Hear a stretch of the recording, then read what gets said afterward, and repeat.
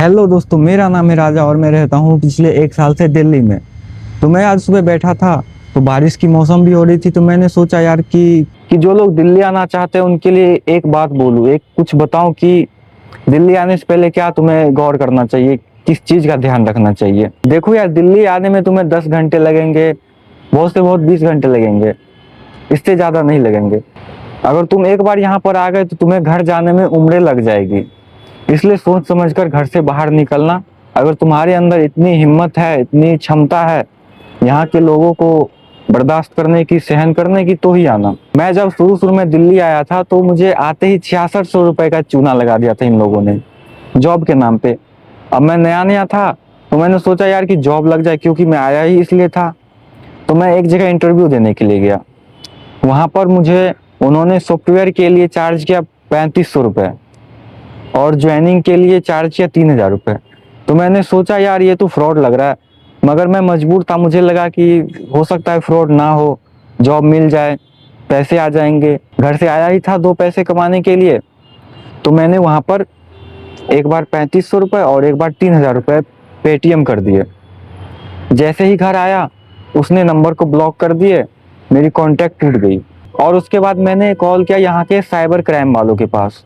उन्होंने तो उल्टा मुझे ही सुनाना स्टार्ट कर दिया कि यार तुम्हें देखना चाहिए, तुम्हें गौर करना चाहिए कि क्या हो रहा है, तुम्हारा रिश्तेदार लग रहा है क्या, तुमने पैसे कर दिए। अब बताओ यार, कोई बंदा गांव से आ रहा है यहाँ उम्मीद में आ रहा है कि जॉब करेगा, पैसे कमाएगा, तो ये सोच कर आता है कि चलो यार 2 पैसे लग भी जाएंगे तो कोई बात नहीं, जॉब मिल जाएगा। उतना कोई जानता तो है नहीं कि यहाँ फ्रॉड हो जाएंगे। एक बार ये फ्रॉड हो गई। फिर मैं गूगल मैप से रास्ते देखते देखते यहाँ रूम की तरफ आ रहा था तो 2-4 लोग मुझे रास्ते में मिले। वो बोल रहे थे कि भाई तुम्हें अगर कोई दिक्कत है, तुम्हें लोकेशन नहीं मिल रही है तो हम तुम्हें लोकेशन तक छोड़ देंगे। वैसे मेरे साथ तो पहले ही फ्रॉड हो चुकी थी, मैं फ्रस्ट्रेशन में था, मुझे गुस्सा आ गई। तो मैंने बोला भाई साहब, मैं यहाँ पर लोकल हूँ, यहाँ पर पहले से रह रहा हूँ, तो मुझे तुम्हारी हेल्प की कोई ज़रूरत नहीं है। फिर भी वो मेरे पीछे पीछे आ रहे थे।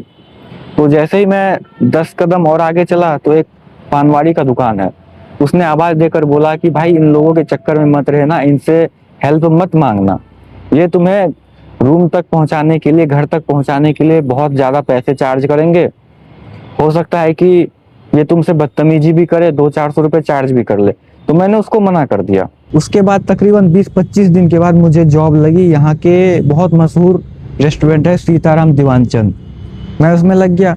मेरी सैलरी ठीक ठाक ही थी, 16-17 हज़ार रुपये बन जाती थी मेरी, और छुट्टी एक भी नहीं था। तो वहाँ के जो लोग थे, वहाँ के लोग बड़े डेंजरस थे। मैं वहाँ पर कैशियर के काम के लिए लगा था। तो वहाँ के जो लोग थे, पहले से मुझसे पहले से जो थे, वो लोग छोटे मोटे काम करते थे, कोई वेटर था, कोई कुछ था। तो उन लोगों से सहन नहीं हुई।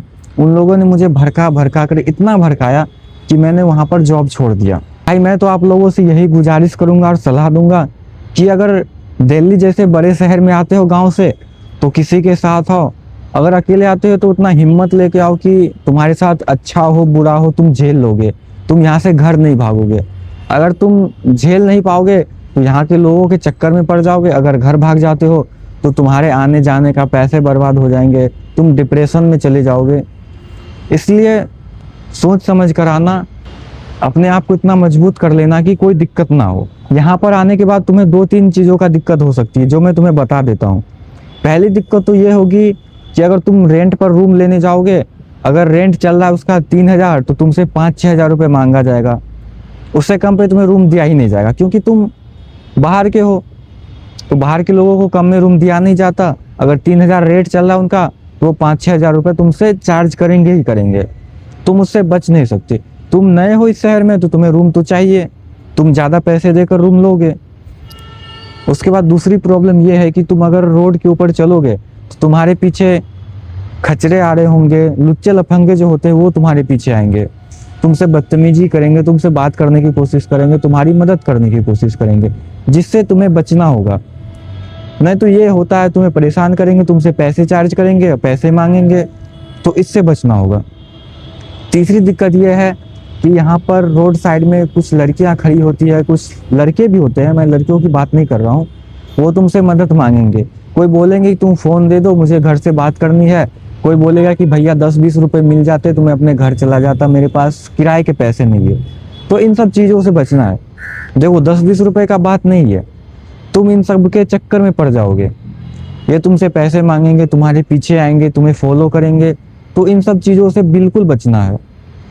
और तीसरी चौथी जो भी मान लो, जॉब के लिए अगर अप्लाई कर रहे हो ऑनलाइन ऐप पे, तो वहीं पर जाना जो जेन्युइन हो। फ़ोन पे बात कर लेना, लोकेशन ले लेना और लोकेशन को चेक कर लेना कि ये सही में लोकेशन है, इस कंपनी का कोई प्रूफ है या नहीं। वैसे मत चले जाना, वैसे जाओगे तो पता नहीं तुम्हारे साथ क्या होगा, तुम्हारे साथ फ्रॉड होगा, तुम्हें धमकियाँ दी जाएगी, ये सब चीज़ें होती है।